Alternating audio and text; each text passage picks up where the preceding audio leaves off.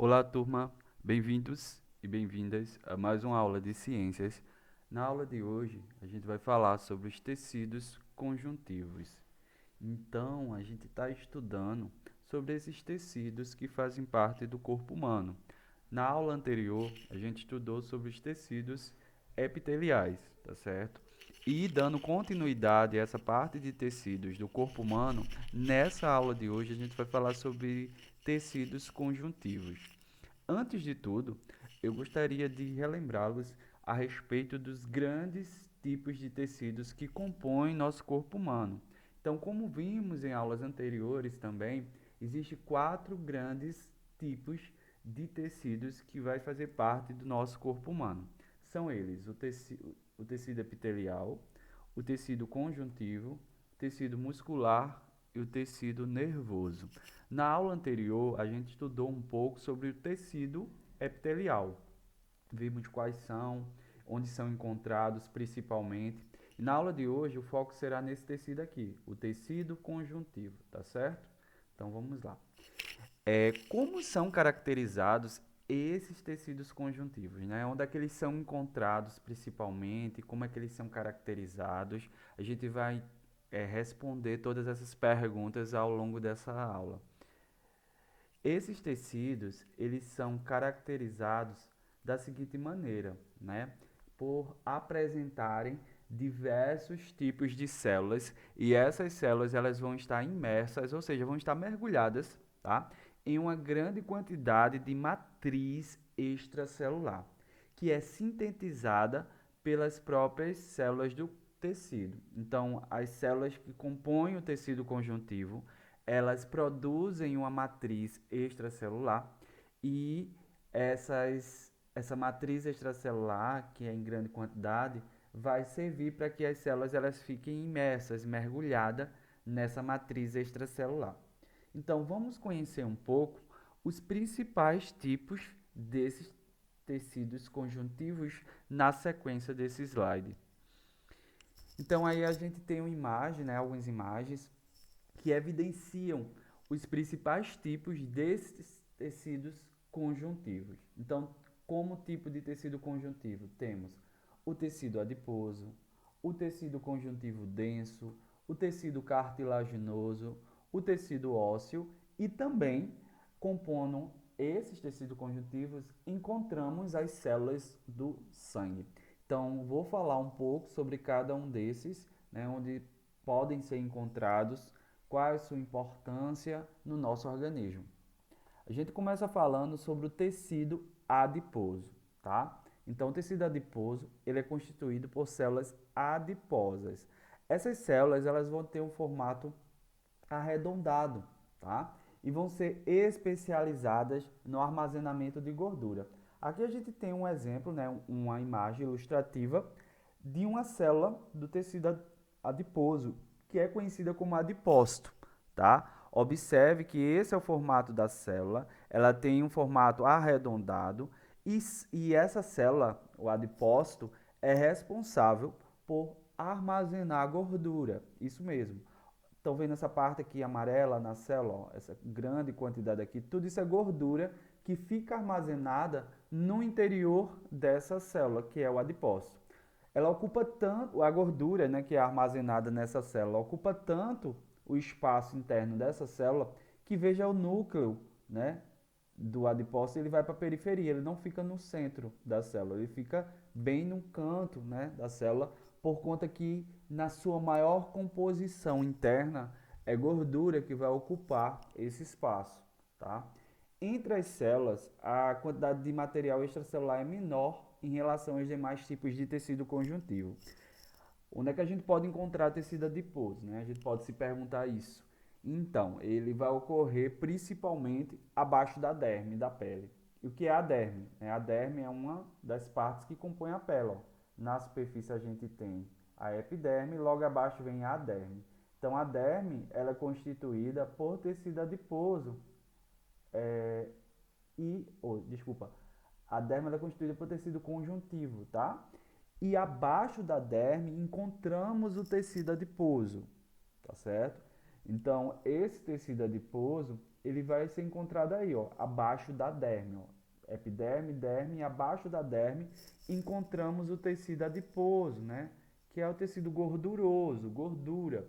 Esse tecido, ele é também conhecido aí, nessa parte aí abaixo da derme, como tela subcutânea, né? Que vai atuar como reserva de energia e como barreira também contra a diminuição da temperatura do corpo, tá? Então essas são as funções desse tecido adiposo, principalmente. E aí, se a gente for estudar, né, microscopicamente, a imagem, né, do tecido adiposo, então a gente vai precisar do auxílio de um microscópio. Então, por exemplo, no timo, podemos encontrar tecido adiposo, né, que é esse órgão aí que vocês estão vendo. E aí, a imagem observada no microscópio vai ser assim, né? Essa imagem de tecido adiposo, né? Vários espaços, ó, porque passou por um processamento, né, histológico para produzir as lâminas histológicas para ser visualizada no microscópio. A gente estudou sobre microscópio lá no início das nossas aulas, né, quando estávamos falando de células, tá certo? Então essa é a imagem, né, microscópica que a gente consegue visualizar desse órgão que é o timo, né? E ele tem uma grande quantidade de tecido adiposo. Um outro tipo de tecido conjuntivo é o tecido conjuntivo denso. Em definição, esse tecido ele é bem resistente à tração, ou seja, a força que é exercida sobre ele, graças à grande quantidade de fibras de proteínas que são dispostas em várias direções. Além dessas fibras, que pode ser de colágeno, né, de elastina, a matriz extracelular é viscosa, né, o que representa uma barreira contra a penetração de partículas estranhas ao tecido. Ele é encontrado em grande parte na derme. Olha a derme aqui, ó, que faz parte da pele, né, que compõe a pele. Ó. Temos a epiderme, mais superficialmente, e a derme, logo em seguida. Então, na epiderme, encontramos tecido epitelial, que foi o tipo de tecido que estudamos na aula anterior. Quem tem dúvidas sobre tecidos epiteliais, volta na outra videoaula e assiste para compreender melhor, tá? Abaixo dessa epiderme temos a derme, né, que ela é constituída por tecido conjuntivo, que é o objetivo do nosso estudo de hoje. Aqui é uma imagem ilustrativa, né, esquemática, e aqui a gente tem uma fotomicrografia realmente da pele. Ó. Então, essa camada aqui da epiderme, né, que está representando aqui ilustrativa, aqui nessa imagem real, corresponde a isso aqui, ó. Daqui para cima é epiderme. Para baixo vai ser o tecido conjuntivo. Né? Aqui a gente tem a derme e aqui é epiderme. Ó. Epiderme, epiderme, derme, derme. Epiderme constituída por tecido epitelial, que foi o objetivo foco dos nossos estudos da aula anterior, tá? E derme, tecido conjuntivo, que é o objetivo da aula de hoje. Então aqui a gente tem uma ilustração também, ó, mostrando várias fibras, né, que é uma grande característica que encontra-se no tecido conjuntivo denso, né? Então ela é encontrada em grande parte da derme que vai compor a nossa pele. Um outro tipo de tecido conjuntivo é o tecido cartilaginoso, tá? O tecido cartilaginoso, também conhecido como cartilagem, ele vai apresentar suas células que vão produzir muita substância extracelular. Por conta disso, esse tecido vai ter uma consistência bastante firme, né? Não tão rígida quanto, por exemplo, um osso, mas ele vai ter uma certa rigidez, uma certa firmeza, né? Então, ele vai estar presente, por exemplo, nas nossas orelhas, né?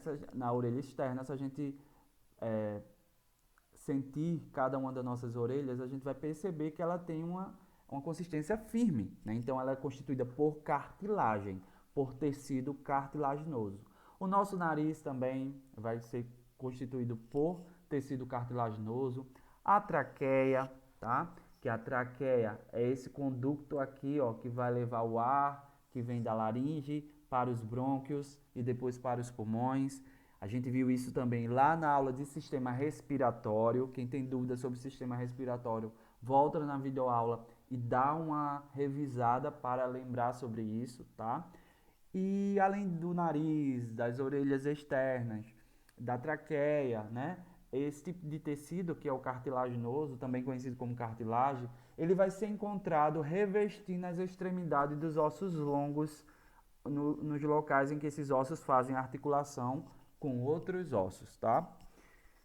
E aí, investigando uma imagem, né, de tecido cartilaginoso, ó, no microscópio, a nível microscópio, então, analisando, por exemplo, aqui a imagem, né, microscópica da traqueia. Então, a gente vai visualizar isso aqui, ó. Então, a traqueia, ó, tem vários cílios aqui, estão vendo, ó, nessa camada aqui mais externa. Não a camada, mas nessa superfície, melhor dizendo, isso aqui, ó, essa parte aqui.